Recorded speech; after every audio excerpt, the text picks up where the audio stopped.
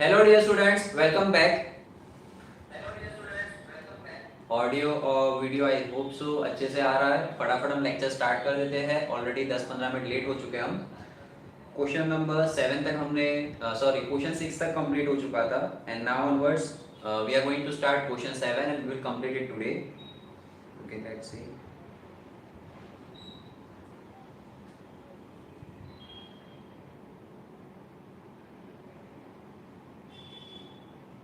Okay, so starting from question number 7। फटाफट में जाऊंगा। कहीं पे कोई फॉर्मूला या न्यू फॉर्मूला है या न्यू कुछ कंसेप्ट है, क्योंकि सारे कंसेप्ट अब ऑलमोस्ट आ चुके हैं आपके प्रोबेबिलिटी के। सिर्फ एक कंसेप्ट जो नया है छोटा सा, वो आपको ध्यान रखना है कि जब दो इंडिपेंडेंट इवेंट है तो उन इंडिपेंडेंट इवेंट के लिए कल मैंने बताया था P of A intersection B।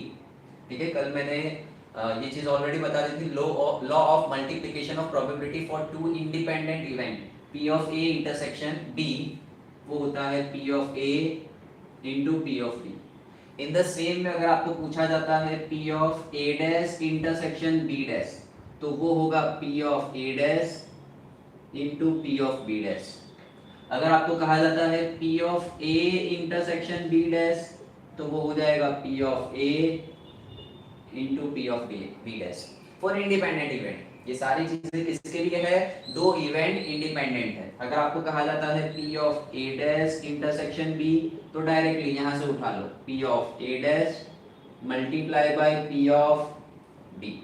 ठीक है, so this is it what you will need to apply in few questions in today.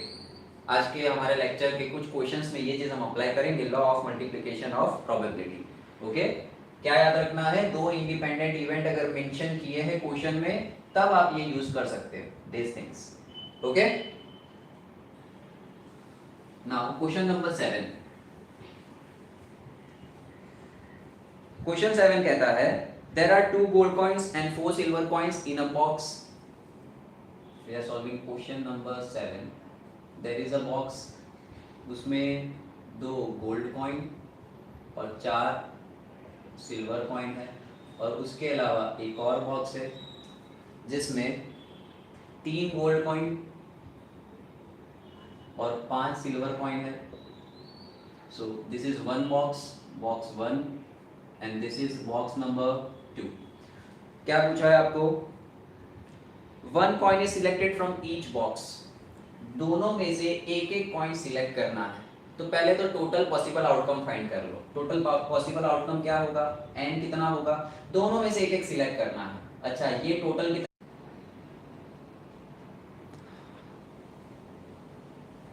Okay, interrupt हो गया था, पता नहीं डेली के लाइव लेक्चर के स्टार्ट में एक बार ऐसा होता ही है कि नेट हमारा लाइव सेशन हमारा बंद हो जाता है और फिर से हमें रिकंटिन्यू करना पड़ता है। Sorry for the interruption.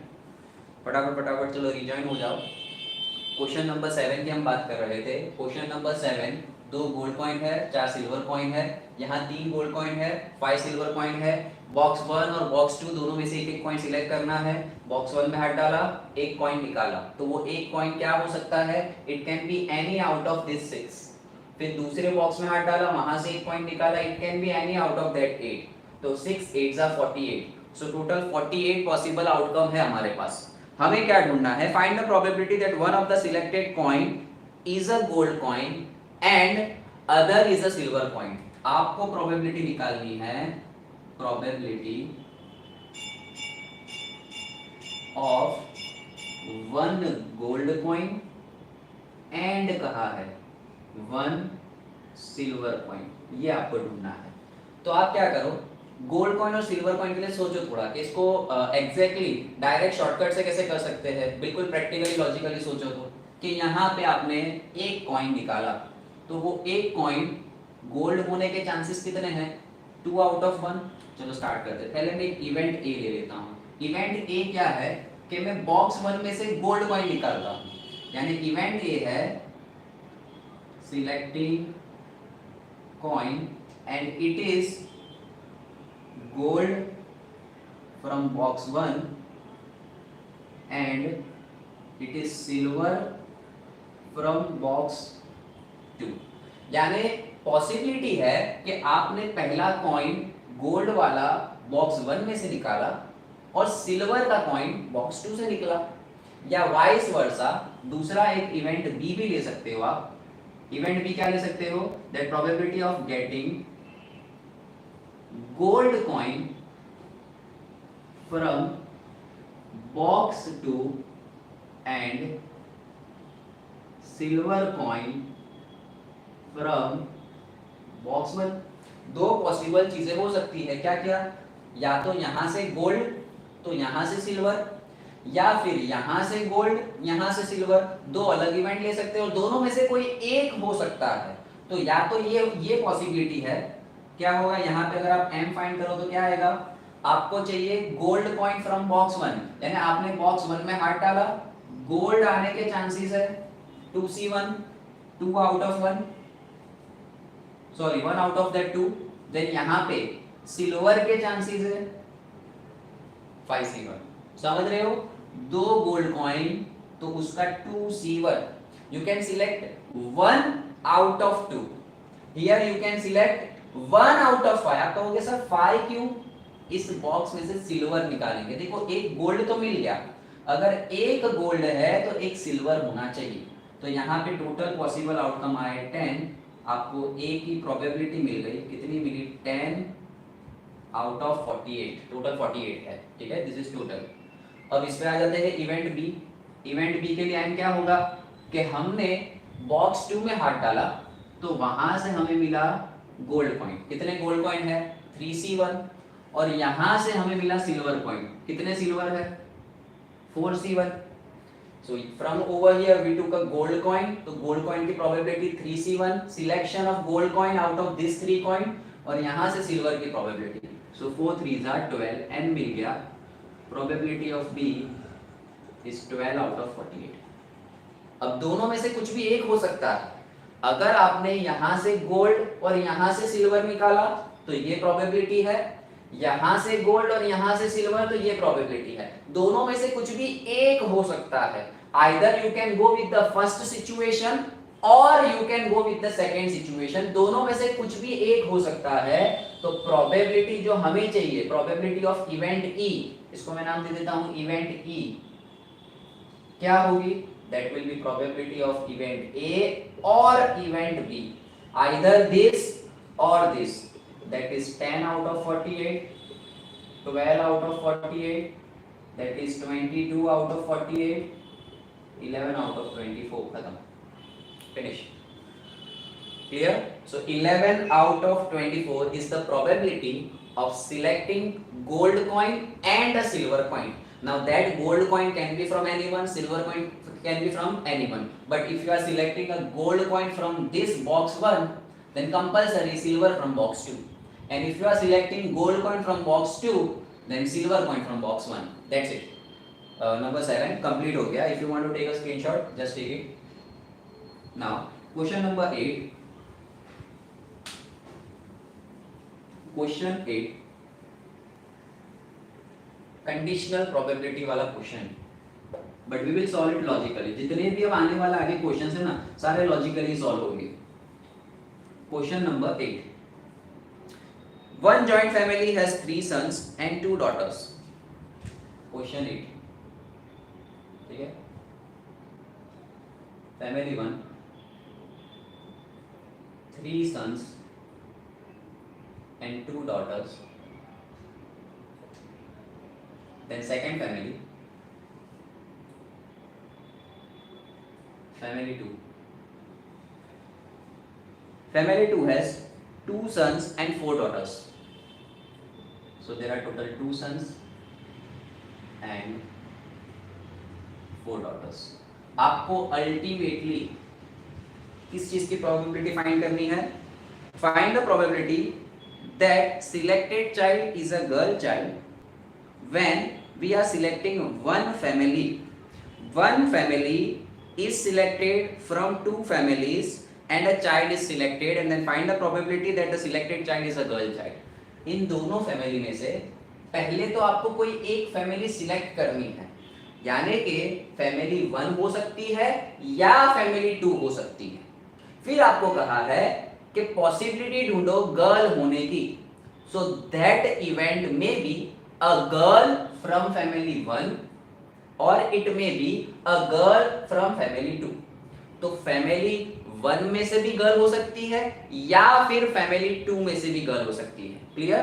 तो पहले तो आपको सिलेक्ट करना पड़ेगा। पहली प्रोबेबिलिटी आएगी कि फैमिली 1 या फैमिली 2। ठीक है, ऐसा इमेजिन कर लो कि भाई फैमिली 1 और फैमिली 2 के सब ये जितने भी मेंबर्स उनको एक रूम में डाल दिया है ना, और रैंडम किसी पर्सन को बुलाया कि चल भाई एक चिल्ड्रन को सिलेक्ट कर ले, तो वो एक चिल्ड्रन को सिलेक्ट करेगा। There are this 3 sons, 2 daughters, 2 sons and 4 daughters, total 3 and 2 5, 5 and 6 11। ठीक है, 11 persons are there, children are there in a room। कोई रैंडमली आके एक बच्चे को सिलेक्ट करके चला जाएगा, उसे नहीं पता फैमिली 1 का या 2 का। तो वो जो एक चाइल्ड है, पहले तो प्रोबेबिलिटी ढूंढनी पड़ेगी कि फैमिली 1 का है या फैमिली 2 का। तो 50% चांसेस है, आधे चांसेस है वो फैमिली 1 का हो सकता है, आधे चांसेस है वो फैमिली 2 का हो सकता है। तो पहले तो मैं इवेंट ए ले लेता हूं। टोटल हमें अल्टीमेटली तो क्या फाइंड करना है कि गर्ल चाइल्ड होनी चाहिए। क्या फाइंड करना है? Girl child from either family, दोनों में से कोई भी फैमिली में से होनी चाहिए। पहले मैं एक इवेंट ए ले लेता हूं। इवेंट ए क्या लेता हूं मैं कि वो फैमिली 1 का है एंड इज गर्ल चाइल्ड। देखो, फैमिली 1 एंड गर्ल चाइल्ड, ये मैं पहली प्रोबेबिलिटी लेता हूं। दूसरी प्रोबेबिलिटी क्या लूंगा, दूसरा इवेंट क्या लूंगा मैं कि वो फैमिली 2 की है, she is belonging to family 2 and a girl child. Conditional probability, family 1 का होना चाहिए और गर्ल होनी चाहिए, फैमिली 2 में से गर्ल होनी चाहिए। हाँ, अगर वो फैमिली 1 में से है तो ए हो सकता है या बी, यानी फाइनली अल्टीमेटली इवेंट ई की प्रोबेबिलिटी क्या आएगी? आपका इवेंट ई क्या कहता है? हमें गर्ल चाइल्ड चाहिए, चाहे वो फैमिली 1 में से हो या फैमिली 2 में से हो। तो आपने जो सिलेक्ट किया है वो ए में से हो सकती है, फैमिली 1 की गर्ल चाइल्ड हो सकती है यानी पी ऑफ ए, या फिर इसीलिए प्लस आया, फैमिली 1 में से हो सकती है और फैमिली बी में से, दोनों में से कोई एक हो सकती है वो। ठीक है, चलो पहले ए की ढूंढ लेते हैं, फैमिली 1 एंड गर्ल चाइल्ड। तो let us find out M. ठीक है, एम क्या होगा आपका? Family 1 and is girl child. तो स्टूडेंट फैमिली 1 के लिए यहाँ पे पहले फैमिली 1 की प्रोबेबिलिटी ढूंढनी पड़ेगी। तो फैमिली 1 की प्रोबेबिलिटी है 1 आउट ऑफ 2। 1 या 2 में से पहली फैमिली होगी, उसके पॉसिबिलिटीज कितनी है? 1/2। ठीक है, दो फैमिली में से कोई भी एक हो सकती है। देन एंड आया यानी multiply, is a girl child. तो फैमिली 1 में गर्ल कितनी है? 2। So it can be 2 out of total कितनी है? 5। खत्म। पॉसिबल आउटकम क्या हो सकते हैं डॉटर होने के? It can be 2 out of 5। देखो, एक ही सिलेक्ट करना है। आपको कई सारी बुक्स में ऐसा दिखेगा 2C1 5C1। ठीक है, दैट्स आल्सो करेक्ट, वो भी कर सकते हो, बट जरूर नहीं है। आप इसको लॉजिकली ओवरऑल सोचो ना कि आपको सिर्फ एक गर्ल सिलेक्ट करनी है आउट ऑफ 5। तो इन 5 में से आपको एक सिलेक्ट करनी है, बट वो गर्ल्स कितनी है? 2 है। So you can say 2 girls out of total 5। तो आपको n मिल गया 2/10। Clear? In the same way आप फैमिली बी की फाइंड करके बताओ गर्ल्स कितनी होगी, तो यहाँ पे भी m मिलेगा। What will be m over here? तो m आएगा आपका यहाँ पे फैमिली 2। तो फैमिली 2 होने की प्रोबेबिलिटी 1 आउट ऑफ 2। पहले तो फैमिली 2 की प्रोबेबिलिटी ले लो कि फैमिली 1 या फैमिली 2 दोनों में से कौन सी चाहिए? फैमिली 2 चाहिए। तो फैमिली 2 के 50% चांसेस यानी 1/2 एंड यानी मल्टीप्लाई गर्ल चाइल्ड। तो गर्ल चाइल्ड देखो 4, तो यहाँ पे हम ले लेंगे 4 out of 6। Clear? So this you will get 4/12। Clear? अब आपको चाहिए probability of event A and probability of event B. तो एक्चुअल में देखो यहाँ पे मैंने m फाइंड नहीं किया, there is a mistake made by me. मैं डायरेक्टली प्रोबेबिलिटी ही निकाल रहा हूँ। ये p ऑफ a निकाला मैंने, ये p ऑफ b।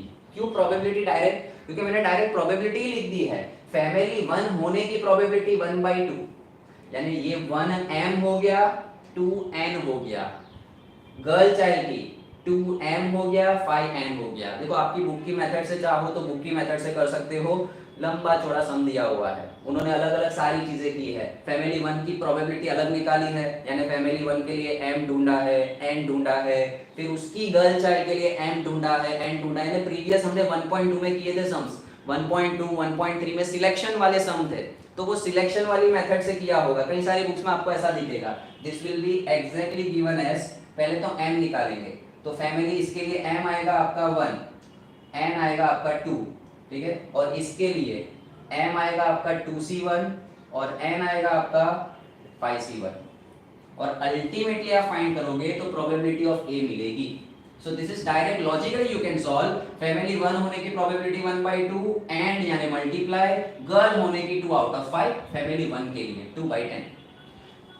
बी क्या है इवेंट के फैमिली 2 है, तो फैमिली 2 की पहले प्रोबेबिलिटी 1/2 एंड मल्टीप्लाई फैमिली 2 में से girl 4 out of 6।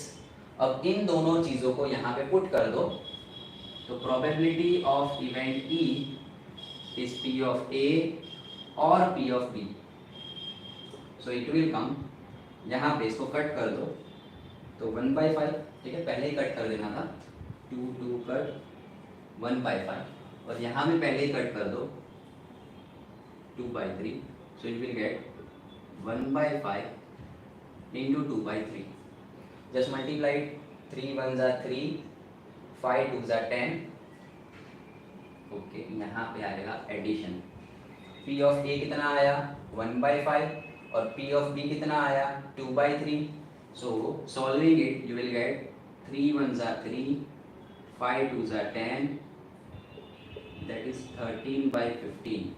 I think there is some mistake that we have done. Let me see what mistake we did.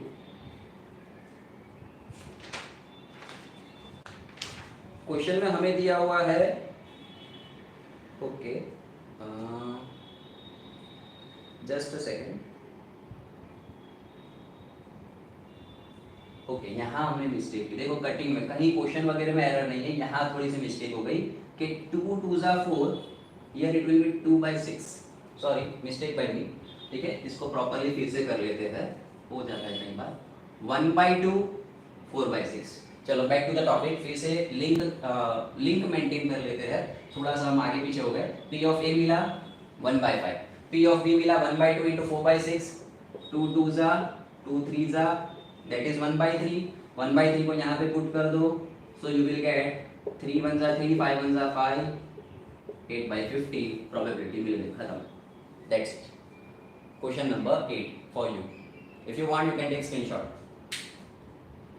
अब आ जाते हैं क्वेश्चन नंबर 9, ठीक है। क्वेश्चन नंबर 9 से अब आपको क्वेश्चंस आएंगे रिप्लेसमेंट और विदाउट रिप्लेसमेंट के, ठीक है। बहुत सिंपल सा फंडा है। रिप्लेसमेंट का फंडा क्या है, जैसे फॉर एग्जांपल हम अभी क्वेश्चन नंबर 9 करते करते ही समझ लेंगे कि रिप्लेसमेंट क्या है और विदाउट रिप्लेसमेंट क्या है। रिप्लेसमेंट यानी कि आपने जो उठाया वो फिर से रख दिया, यानी पहले सिलेक्शन के लिए पहली प्रोबेबिलिटी में जो सिलेक्शन किया वो एलिमेंट फिर से रख के दूसरी बार सिलेक्शन किया। और विदाउट रिप्लेसमेंट क्या है कि आपने सपोज 10 फ्रूट्स है उसमें से एक सिलेक्ट किया लेकिन फिर वो रिटर्न नहीं रखा, यानी अब जो है वो 9 में से आपका सिलेक्शन आएगा। सपोज सिलेक्शन विदाउट सिलेक्शन को समझना है, देयर इज अ बॉक्स, उसमें आपको देखे बिना आपको क्या करना है, एक बॉल पिक करना है। तो out of 10 balls, there are 10 balls in a box, आपने एक बॉल निकाला तो अब आपकी प्रोबेबिलिटी आएगी आउट ऑफ 10। अब क्या हुआ, आपने फिर से एक बॉल निकाला, तो जब आप फिर से दूसरी बार वो बॉल निकालोगे तो अब दो सिनेरियो है, क्या आपने पहले निकाला हुआ बॉल रख दिया रिटर्न, अगर रख दिया है तो दूसरी बारी के लिए भी टोटल आउटकम 10 होंगे। लेकिन आपने अगर पहली बारी निकाला हुआ बॉल रखा नहीं है, साइड पे यहाँ पे अपने पास ही ले लिया, तो अब उस बॉक्स में 9 रिमेनिंग बॉल्स है। तो अब जब आप दूसरी बार बॉल निकालोगे तो टोटल पॉसिबल आउटकम हो जाएंगे 9, ठीक है। So let's see question number 9। There are 10 ice cream cones in a box, which 3 cones weigh less than the specification and the rest of the 7 cones have the specified weight. Question number 9 ice cream cone की बात कर रहा है। उसमें से 7 cons अच्छे हैं, सही है, सही यानी कि जितना उनका वेट उसके पैकेजिंग पे लिखा हुआ है उतना वेट है, और बाकी के 3 कौन है उनका वेट थोड़ा सा कम है, नुकसान हुआ, 100 ग्राम आइसक्रीम कम मिली आपको, ठीक है। तो out of 10 cons 3 cons error वाले हैं, एरर यानी कम वेट वाले हैं, थोड़ा सा कम ही हो गई, ठीक है, 5-10 ग्राम कम आइसक्रीम होगी उसमें। सो देयर आर 7 कॉन्स जिनका एग्जैक्ट वेट है जितना पैकेजिंग पे लिखा हुआ है, और 3 कॉन्स उनका वे लेस वेट है, थोड़ा जितना स्पेसिफाइड वेट है उसके बॉक्स पे, टोटल हो गई ये 10 कॉन्स। चलो हमें प्रोबेबिलिटी क्या ढूंढनी है, find the probability that we are selecting 2 cones 1 by 1 with replacement. आपको वहां पे कंडीशन दे दी है कि आप कितने कॉन्स सिलेक्ट करते हो, selecting 2 cons with replacement 1 by 1, एक एक करके रिप्लेसमेंट के साथ, यानी पहले एक कॉन लिया उसकी प्रोबेबिलिटी, फिर वो कॉन वापस रख दिया, फिर दूसरे की probability, then finally find the probability that both the cones weigh less. Probability ढूंढनी है, क्वेश्चन बड़ा सिंपल है, 7 कॉन्स उनका एग्जैक्ट वेट है, 3 कॉन्स उनका लेस वेट है। प्रोबेबिलिटी फाइंड करनी है कि जो 2 कॉन्स आप सिलेक्ट करते हो दोनों के दोनों में आपको नुकसानी हो रही है, दोनों के दोनों में वेट कम है। तो चलो स्टार्ट कर देते हैं, पहले फाइंड कर लेते हैं total number of outcome, total possible outcome. अच्छा टोटल पॉसिबल आउटकम क्या है, कितने कॉन्स है आपके पास बच्चों, 10 कॉन्स, तो 10 में से कितने सिलेक्ट करने हैं, 1 by 1, पहले एक और फिर एक विथ रिप्लेसमेंट। तो देखो मैं पहला कौन सिलेक्ट करूंगा 10 में से, तो 10C1 एंड मल्टीप्लाई, दूसरा कौन सिलेक्ट करूंगा। अब जैसे ही आप दूसरा कौन सिलेक्ट करने जा रहे हो तो ऐसा समझ लो कि यहां से लिया हुआ कौन वापस रख दिया, वापस 10 हो गए, तो again 10C1। Same question exam में दे देंगे बोर्ड में, और यहाँ विदाउट रिप्लेसमेंट दे देंगे, क्या दे देंगे, विदाउट रिप्लेसमेंट में। चलो ये पूरा क्वेश्चन आप लोग अपने आप से होमवर्क में ट्राई करना और कमेंट सेक्शन में आंसर कमेंट करना कि same everything remains the same in the question, without replacement में आंसर क्या आएगा। विदाउट रिप्लेसमेंट के लिए मैं टोटल आउटकम बता देता हूं, अगर आप यही क्वेश्चन विदाउट रिप्लेसमेंट करोगे तो पहली बारी में आएगा 10C1, और दूसरी बार जब आप सिलेक्ट करोगे तो यहां हो गए अब 9 कॉन्स। क्यों 9 कॉन्स, क्योंकि यहां से जो एक कॉन उठाया था वो दिया ही नहीं वापस, खा गया, तो 9C1। तो यहाँ पे टोटल आउटकम आया आपके 100, और विदाउट रिप्लेसमेंट में टोटल आउटकम आएंगे 90। ठीक है, आई होप सो साथ साथ में थियरी भी आपको समझ में आ रही है कि विथ रिप्लेसमेंट क्या है और विदाउट रिप्लेसमेंट क्या है। क्लियर। अब ये विदाउट रिप्लेसमेंट से गिवन क्वेश्चन पूरा आप सॉल्व करोगे और कमेंट सेक्शन में कमेंट करना, वी विल टेल यू कितनों का आंसर आता है कितनों का नहीं। ओके, फिलहाल हमें ये चीज दी है, अब इसके अंदर हमें फाइंड करने हैं 2 कॉन्स। तो चलो स्टार्ट कर देते हैं, पहले हम फाइंड करते हैं उनका m। तो सिलेक्टिंग 1 by 1, तो पहले मैं एक कॉन सिलेक्ट करूंगा यहां से 3 कॉन में से, तो 3C1 एंड फिर से एक कॉन सिलेक्ट करूंगा, लेकिन रिप्लेसमेंट है तो फिर से 3C1। आई होप सो आप ये समझ पा रहे हो। पहला कॉन लिया 3 में से एक, अभी 2 नहीं हुए, क्यों 2 नहीं हुए, क्योंकि वो सिलेक्ट करके वापस रख दिया, तो 3C1 इंटू 3C1। अब जब आप विदाउट रिप्लेसमेंट करोगे ना तो आंसर आएगा 3C1 इंटू 2C1। ठीक है, कहीं होगा तो मैंने आंसर बता ही दिया, खाली ऊपर नीचे वैल्यू डिवाइड में रखनी है, m by n आपका आंसर आ जाएगा। So you will get this 3 into 3, your m is 9। Now selecting 2 cons with replacement, उसकी प्रोबेबिलिटी, इसको मैं नाम दे देता हूँ इवेंट ए।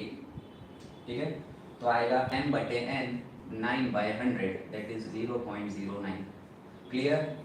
और विदाउट रिप्लेसमेंट का भी चलो संपत्ति क्या है साथ साथ में मैंने बता ही दिया, तो आंसर भी दे देता हूँ। वहां पे m आएगा आपका 3 इंटू 2 6, आउट ऑफ 100 नहीं हो, out of 90, that will be 6 out of 90, और you can say 2 out of 45, that will be the answer. जिन लोगों को ये समझ में आ गया या जिन्होंने ऐसा सोच लिया था पहले से, गुड।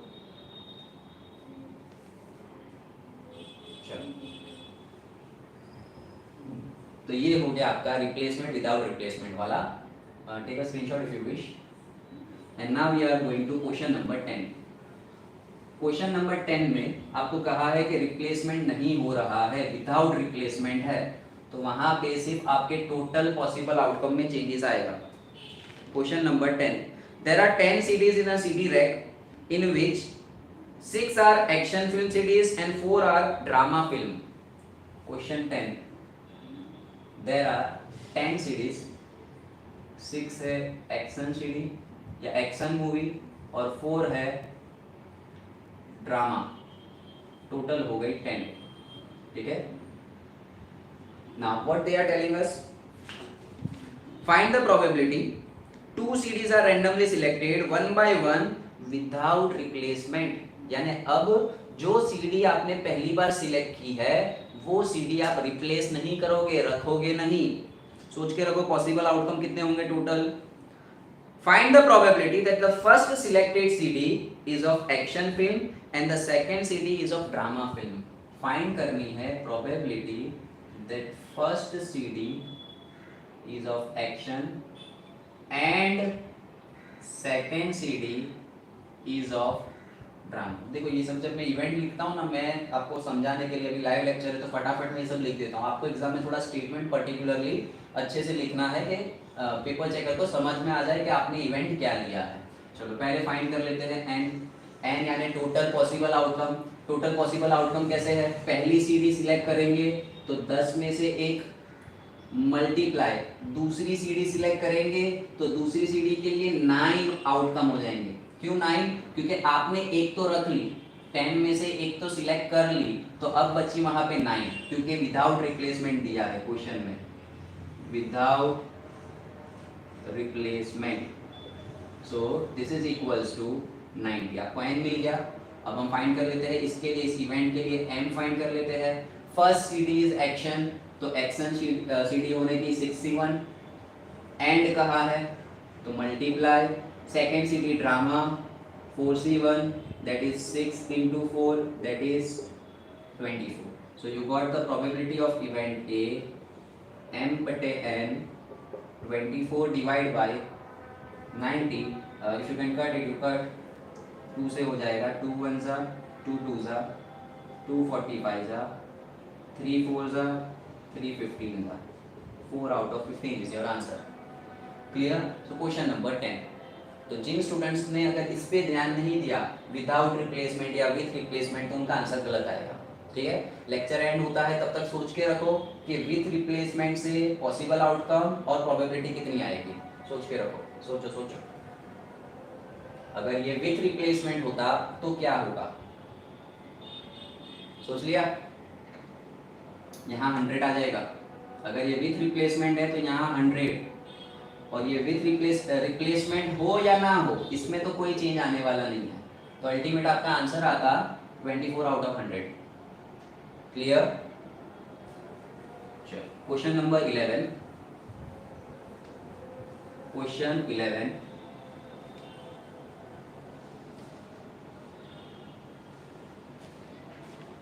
क्वेश्चन 11 कहता है okay, 2 balance dice. Balance dice आया, पहले ही लिख दो, n इक्वल्स टू 36। कितनी है? 2 है, 6 का square 36।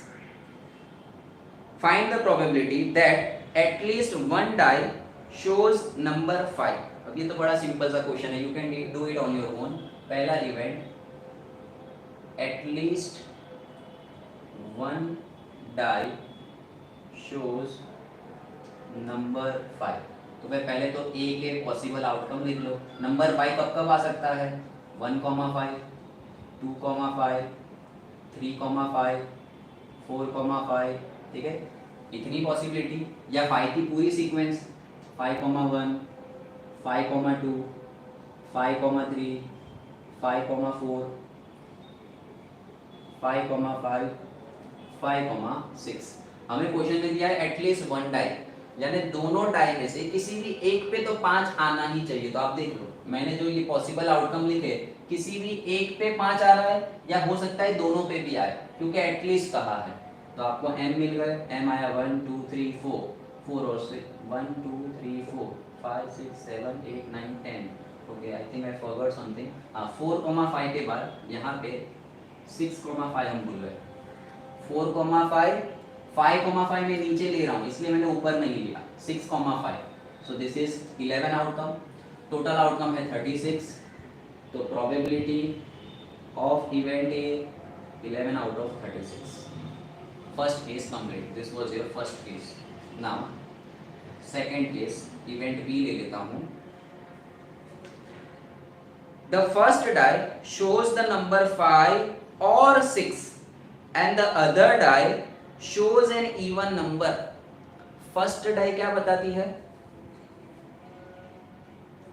First die shows number 5 और 6, यानी पहली डाई पे 5 भी हो सकता है या 6 भी हो सकता है, एंड सेकेंड डाई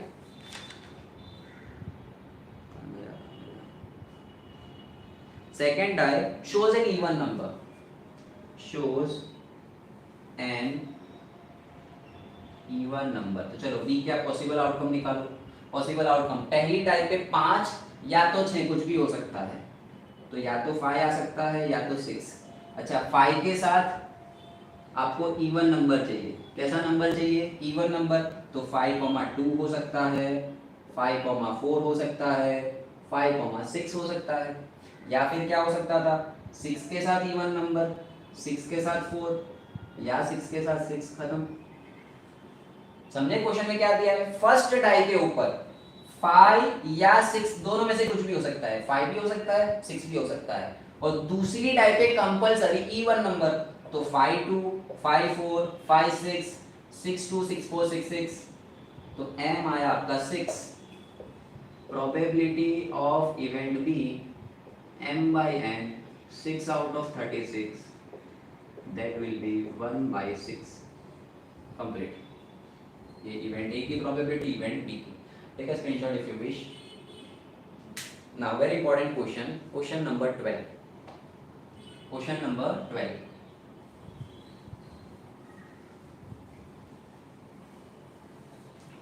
क्वेश्चन 12 में दिया है a problem in mathematics is given to Tania, Kathan and कीर्ति. ठीक है, तानिया, कथन और कीर्ति देख रहे हो, ये तुम्हारे लिए है क्वेश्चन. उनको एक मैथमेटिकल प्रॉब्लम दिया गया और वो प्रॉब्लम को सॉल्व कर देते हैं, उसकी प्रोबेबिलिटी दी है. ठीक है, मैं इवेंट ए ले लेता हूँ. Probability of event A, question number 12. ए तानिया के लिए ले लेते हैं,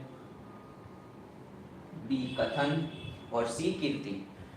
The possibility that they can solve the problem correctly are 2 by 3, 3 by 4, 1 by 2. 2 by 3, 3 by 4 and 1 by 2. Find the probability that the problem is solved correctly. बड़ा tough question दे दिया. Problem is solved correctly. Problem 3 लोगों को दी है. Problem correctly solve कब हो सकती है? ठीक है, थोड़ा नाम में आगे पीछे हो जाएगा, फॉरगॉट द नेम इवन. ठीक है, तानिया, कथन एंड कीर्ति. तो तानिया सॉल्व करेगी, तो भी तीनों में से किसी एक ने तो क्वेश्चन में आपको दिया है प्रोबेबिलिटी ढूंढो कि किसी एक से भी आंसर आना चाहिए. क्वेश्चन क्या पूछा है? That problem is solved correctly. हमें ऐसा नहीं कहा कि तीनों तीन को करेक्टली सॉल्व करना है. हो सकता है ये दोनों करेक्टली आंसर दे दे. ठीक है, थोड़ा इमेजिनेशन और अच्छा होगा. कथन और कीर्ति. तानिया सही देती है, कथन गलत देता है आंसर, और कीर्ति गलत देती है. यानी तानिया ने प्रॉब्लम को सॉल्व कर दिया, बाकी दोनों ने नहीं किया, तो भी प्रॉब्लम तो सॉल्व हो गई. हो सकता है तानिया ने सॉल्व ना की हो, कथन ने सॉल्व की, कीर्ति ने नहीं की. या हो सकता है इन दोनों ने सॉल्व ना की हो, इसने की. या हो सकता है इन दोनों ने सॉल्व की, इसने नहीं की. हो सकता है तीनों ने सॉल्व कर ली. हमें क्या फाइंड करना है? ये सारे फाइंड करने हैं सब. कोई भी, ये वाला भी प्रोबेबिलिटी में आएगा हमारी, ये भी इवेंट आएगा, ये भी आ सकता है. तो यार कंफ्यूजिंग इतना सारा ढूंढना.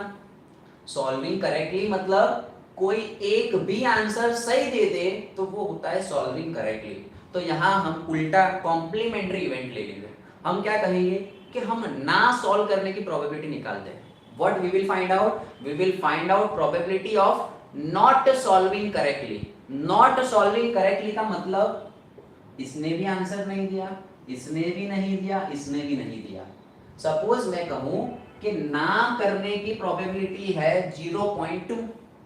20% चांस है कि ये तीनों से सॉल्व नहीं होता, तो सॉल्व होने की प्रोबेबिलिटी मिल जाएगी 0.8। You know probability of any event is 1 minus probability of complementary event. तो मुझे ये फाइंड करना है सॉल्व करने की प्रोबेबिलिटी, मैं फाइंड करूंगा ना करने की प्रोबेबिलिटी और उसको 1 माइनस कर दूंगा। Clear? So we will use this formula over here. So in the starting of the question हमें ये सब ढूंढना है, बहुत सारा है, बहुत लेंथी हो जाएगा, तो हम ये नहीं ढूंढेंगे, हम ढूंढेंगे ना होने की पॉसिबिलिटी। ना होने की पॉसिबिलिटी यानी आपको फाइंड करना है P of A dash intersection B dash intersection C dash. P of A dash मतलब ए क्या है, तानिया ने करेक्ट आंसर दिया, तो ए डैश क्या है, तानिया ने गलत आंसर दिया। बी क्या है, कथन ने सही आंसर दिया, तो बी डैश कथन ने गलत आंसर दिया। सी क्या है, कीर्ति ने सही आंसर दिया, तो सी डैश क्या है, कीर्ति ने गलत आंसर दिया। और तीनों तीन एक साथ गलत देने चाहिए, तो इसीलिए लिखा एंड इंटरसेक्शन। ये भी गलत होना चाहिए, एंड ये भी गलत, एंड ये भी गलत। ये हमारी प्रोबेबिलिटी हमें ढूंढनी है। I hope so we are clear what we need to find. First we will find this और फिर 1 माइनस कर देंगे तो हमें मिल जाएगा A union D union C. यहाँ पे ये रूल अप्लाई करेंगे। हमें फाइंड करना था probability of this union this union this. Kirti Tania ने सही दिया नहीं दिया चलेगा, कथन ने सही दिया नहीं दिया चलेगा, कीर्ति ने सही दिया नहीं दिया चलेगा, बट तीनों में से कोई एक तो सही देना चाहिए। तीनों तीन सही दे देते हैं तो भी अच्छी बात है, कोई दो सही दे देते हैं तो भी अच्छी बात है, कोई एक सही आंसर दे देता है तो भी सही बात है, बट तीनों तीन में से कोई एक तो सही आंसर देना चाहिए। तो मैं 1 माइनस कर दूंगा कि तीनों तीन ने गलत दिया। Clear? So this is the hint for this question, very important question. Important इसलिए कि ट्रिकी है। हाँ, अब जिसको ये पता चल गया सॉल्यूशन या जिसको ये हिंट पता चल गया उसके लिए बहुत इजी है। डायरेक्टली पहले हम फाइंड कर लेते हैं, हमें चाहिए ए डैश बी डैश और C dash.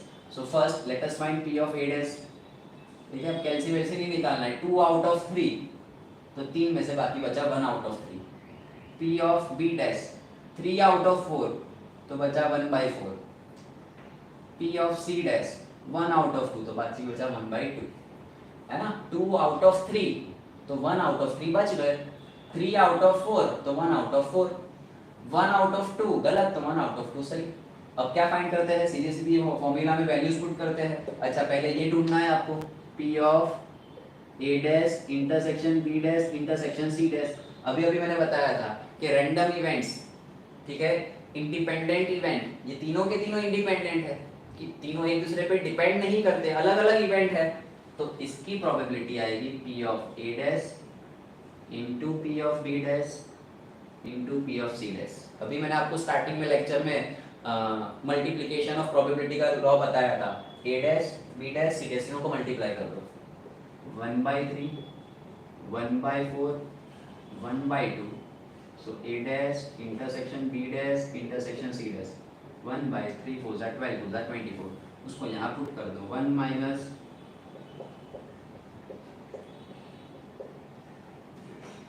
23 out of 24 possible outcome है कि वो आंसर करेक्टली देगी। Clear? That's it. Question number 12 for you.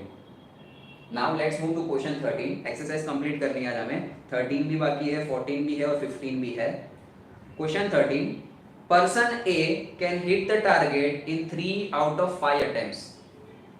ठीक है, रीड कर लो आप लोग question number 12।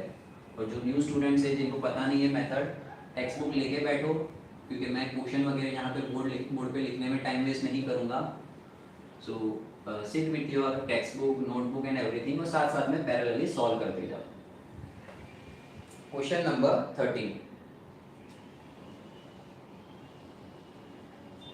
Person A, a person A can hit the target in 3 out of 5 attempts। तो पर्सन ए की प्रोबेबिलिटी दे दी है 3 out of 5 attempt, comma person B की प्रोबेबिलिटी भी दे दी है 5 आउट ऑफ 6 अटेम्प्ट्स। कोई टारगेट है, यहाँ पे हम एक टारगेट बना देते हैं, ठीक है, ये टारगेट को हिट करना है। तो ये भाई साहब अगर 5 बार फेंकते हैं, ठीक है, जो भी वो एरो वगैरह या डार्ट वगैरह फेंक रहा है, तो वो डार्ट 5 बार फेंकता है तो 3 बार निशाने पे जाता है, ठीक है। Suppose this is our target, यहाँ पे उसको टारगेट करना है। और ये भाई साहब 6 बार मारता है तो 5 बार तो हिट करता ही करता है। हमें क्या पूछा है, find the probability that the target is hit. दोनों में से कोई भी मारे फर्क नहीं पड़ता, टारगेट हिट होना चाहिए। Clear, that is our answer required question. तो टारगेट कब हिट होगा, ठीक है। चलो दोनों ने एक एक डार्ट निकाला और दोनों ने मारा, हो सकता है ए मिस कर जाए बी का लग जाए तो भी टारगेट तो हिट हो गया। हो सकता है बी मिस कर जाए ए हिट कर दे तो भी टारगेट हो गया अचीव। हो सकता है दोनों का दोनों लग जाए। यानी यहाँ पे आपको फाइंड करना है probability of A union B. या तो ए का निशाने पे लगना चाहिए, या तो बी का निशाने पे लगना चाहिए, या दोनों का लग जाए, हमें फर्क नहीं पड़ता। Clear, so we need to find this thing. अच्छा, P of A union B already हम पढ़ चुके हैं, क्या है P of A union B, it is P of A plus P of B minus P of A intersection B. तो आप क्या करो, पी ऑफ ए पता है, yes sir, P of B पता है, yes sir, A intersection B मिल जाएगा। हाँ, क्यों, क्योंकि दोनों इंडिपेंडेंट इवेंट है, ये दोनों एक दूसरे पे डिपेंड ही नहीं करते, दोनों अलग अलग एक्सपेरिमेंट हो रहे हैं। तो यहाँ पे पहले तो मैं फाइंड कर लेता हूँ P of A intersection B, that will be P of A into P of B, 3/5, 5/6, 1/2. Now let us find P of A union B is P of A plus P of B, दोनों की probability को जोड़ दो, उसमें से दोनों के दोनों नहीं मारते है ना हमारे, इसका मतलब क्या था, टारगेट हिट होना चाहिए। तो सभी कंडीशन में टारगेट हिट होगा, टारगेट खाली कब हिट नहीं होगा, दोनों ने नहीं मारा, ठीक है। अच्छा, यहाँ पे एक मिस्टेक कर दी हमने, ठीक है, क्या मिस्टेक कर दी, ए इंटरसेक्शन बी नहीं आएगा, हमें सब्ट्रैक्शन करना होगा टारगेट हिट ना करने का। ओके, आई थिंक इससे भी आंसर आ जाएगा। लेट्स सी पहले आंसर आता है कि नहीं। एक है 5/6 plus 1/2 minus P of A intersection B, okay, 3/5 plus 5/6 minus 1/2। Let's solve this. इसका एलसीएम वगैरह लेके फाइंड करो तो कितना आता है, P of A union B, you will get some answer. That's it. आपको दिया हुआ है क्वेश्चन में कि person A 3 out of 5 possible outcome है हिट करने के, पर्सन बी उसके हिट करने के पॉसिबल आउटकम है 5 आउट ऑफ 6। आपको पूछा है कि दोनों के दोनों हिट करने चाहिए, तो दोनों के दोनों हिट करेंगे, यानी P of A union B find करना है। What will be P of A union B? It is P of A plus P of B minus P of A intersection B, value डालो answer आ जाएगा। Solid, LCM find करो and you will get the answer. So question number 13 भी आपका complete हो गया। Now coming back to question number 14, आ जाएगा ना इसका एलसीएम फाइंड करना, 5 6 2, ठीक है, 30 एलसीएम होगा, 5 6 का भी 30 होता है, ठीक है, 6 के टेबल में भी आता है और 2 के टेबल में भी आएगा, ठीक है। So if you are taking 30 as the LCM you will get final answer over here 14/15। Okay, एक स्टूडेंट ने कमेंट भी किया है, 2-3 लोगों के कमेंट आए, good, 14 out of 15। So your answer is 14 out of 15 for question number 13, है ना। कैसा आंसर आ गया, लर्न हो गया नहीं सर, 13 का आंसर 14/15। नहीं, लर्न मत करना एग्जाम में, हाँ अगर ये बैठा क्वेश्चन आता है तो लर्न कर लो। 13 का आंसर है 14 आउट ऑफ 15, 13 14 15। चलो अब बचे 2 क्वेश्चन छोटे छोटे, क्वेश्चन 14 और क्वेश्चन 15। क्वेश्चन नंबर 14, सच और झूठ की कहानी, ट्रूथ एंड डेयर चालू हुआ है यहाँ पे। Person A speaks truth in 90% cases. Person A उसके ट्रूथ कहने, सही कहने की, सच बोलने की प्रोबेबिलिटी है 90%, 0.9, परसेंट बी की 0.8, यानी परसेंट बी ज्यादा झूठा है झूठ ज़्यादा बोलता है, ये 10 में से 9 बातें सच बोलता है, एक बात झूठ बोलता है। ये 10 में से 8 चीज़ें सही बोलता है, 2 चीज़ें गलत होती है इसकी। Find the probability that the person A and B differ in stating the same fact. इन दोनों को कुछ पूछा गया, कोई बात पूछी गई, दोनों में से दोनों डिफर हो जाए, यानी दोनों की बातें एक दूसरे को अपोज करें। क्या कहना चाहते हैं, जैसे फॉर एग्जांपल इन दोनों को कुछ पूछा गया, टेबल ही पूछा गया या कोई पर्टिकुलर चीज पूछी गई, ठीक है, इनको कि भाई तू टेस्ट में पास हुआ या नहीं हुआ, या कोई एक ऐसा फैक्ट पूछा गया इनको, ठीक है, इनको पूछा गया कि भाई F इक्वल्स टू मा न्यूटन की फॉर्मूला।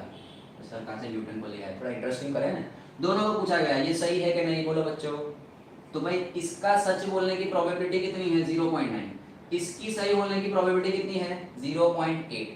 आपको फाइंड करना है कि अगर ये सही है तो ये गलत होना चाहिए, या फिर ये गलत है तब ये सही, या तो ये होना चाहिए या फिर ये। You need to find both of them. तो मैं पहले प्रोबेबिलिटी निकालता हूं इसके सही होने की, इसके गलत होने की, उसमें प्लस कर दूंगा क्योंकि और, ठीक है, तभी डिफर होगा ना। डिफर का मतलब दोनों किसी बात को अपोजिट आंसर दे। अगर इसने कुछ, अगर दोनों के दोनों सही कह दे या दोनों के दोनों गलत कह दे, ठीक है, तो वो कंडीशन हमें नहीं लेनी। या तो ये सही कहेगा तो ये झूठ कहेगा, दोनों की तकरार हो जाएगी, उल्टा हो जाएगी, अपोज हो जाएंगे, डिफर करेंगे, या तो ये रॉन्ग कहेगा या तो ये true. So this is the question given to us. So what exactly we need to find, हमें प्रोबेबिलिटी इवेंट में फाइंड क्या करनी है कि P ऑफ, जब A अगर सही बोलता है तो आपको फाइंड करना है P of A intersection B dash, B झूठ बोलेगा, या फिर और यानी कि प्लस, अगर आपका A झूठ बोल रहा है तब B सही बोलेगा। This thing you need to find. A सच बोल रहा है तो B झूठ बोलेगा, वो दोनों एक साथ कब होंगे, इंटरसेक्शन, ठीक है। This is true and this is wrong, ठीक है, A वाला ट्रू है एंड B वाला रॉन्ग, ये रहा। या फिर और मतलब प्लस, A वाला रॉन्ग है यानी A डैश और B वाला ट्रू है यानी B। So this thing we need to find. Okay, live चालू है, तब तो लाइव चला जाता है बार बार, कई बार ऐसा होता है हमें देखना पड़ता है क्योंकि कई सारे रिप्लाईज भी है। OCM की वीडियोस कब बनाओगे, चालू तो है OCM भी, ठीक है। अच्छा, आपको आपकी थर्ड यूनिट टेस्ट जो होने वाली है 29-30, तो this will be I think first time आपकी स्टेट की टेस्ट होने वाली है। चैप्टर 1, 2, 3 तीन चैप्टर स्टेटिस्टिक्स के है, और इको या BA में से वाणिज्य भवन, वाणिज्य व्यवस्था, गुजराती में टाइम टेबल देखा था मैंने, तो वाणिज्य व्यवस्था यानी शायद तक BA है, तो BA के शायद 3 या 4 चैप्टर होंगे, आई डोंट नो कितने चैप्टर्स है। So start preparing for that, और हम ट्राई करेंगे कि अब ये वीक ऑलमोस्ट खत्म होने आया, तो कल से हम जो हमारा आपके टेस्ट में आने वाली चीज़ें हैं उसके रिलेटेड मैं वीडियोस बनाऊंगा, यानी next Wednesday, Thursday, Friday, Saturday, वो चारों दिन प्लस कल के 2 लेक्चर, मीन्स फ्राइडे सैटरडे और नेक्स्ट पूरा वीक मैं ट्राई करूंगा कि आपको यूनिट टेस्ट के रिलेटेड प्रिपेयर करवा सकूं। सो अटेंड करने की कोशिश करना लेक्चर्स। चलो फिलहाल हमें ये फाइंड करना है, इसको सॉल्व कर लेते हैं। हमें B डैश और A डैश चाहिए, तो पहले P ऑफ A डैश निकाला 0.1, A डैश यानी सच बोलता है 0.9 केसेस में, तो 0.1 चांसेस है झूठ बोलने के। P ऑफ B डैश 0.2, ठीक है। एग्जाम में यहाँ पे लिख देना this is for truth, this is saying wrong, this is for truth, this is for wrong. अब वैल्यूज पुट कर दो। आपको फाइंड करना होगा A इंटरसेक्शन B, ठीक है। A इंटरसेक्शन B भी आप चाहो तो अलग से फाइंड कर सकते हो, नहीं तो यहाँ फॉर्मूला लिख दो, P of A into B dash plus P of A dash into P of B, bracket में। चाहो तो अलग से फाइंड करो वरना डायरेक्ट फॉर्मूला पुट कर दो। P ऑफ A कितना है 0.9, P ऑफ B डैश 0.2, कोई स्टूडेंट फाइंड करके रखना। P of A dash 0.1 into P of B 0.8, you will get the probability required 0.9 into this plus 0.1 into this, 9 2s are 18, 0.18 plus 1 8 are 8, but this will be 0.08. 8 and 8 16, so 18 and 8 26. This is the required answer, 0.26. Clear? So this was the required answer you need to find.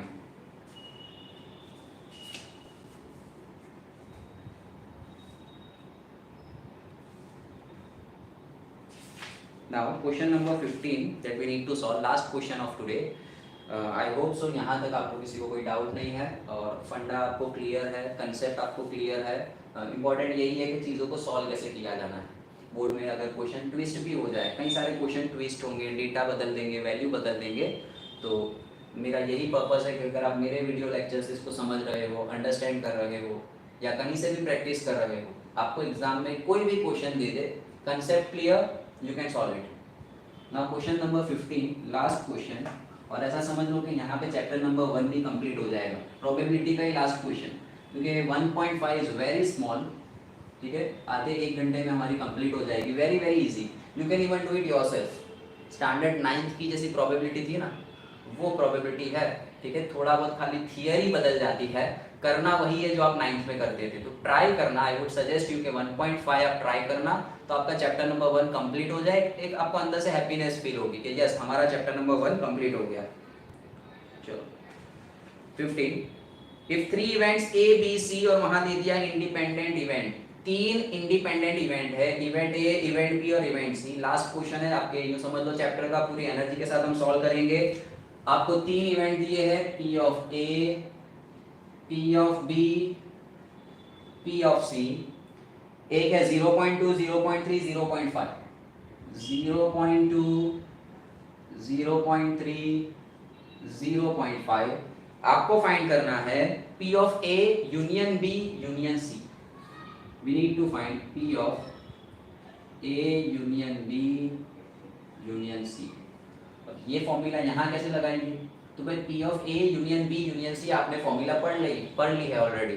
क्या आएगी? P of A union B union C, P of A plus P of B plus P of C plus P of A intersection B intersection C minus P of A intersection B minus P of A intersection C minus P of B intersection C.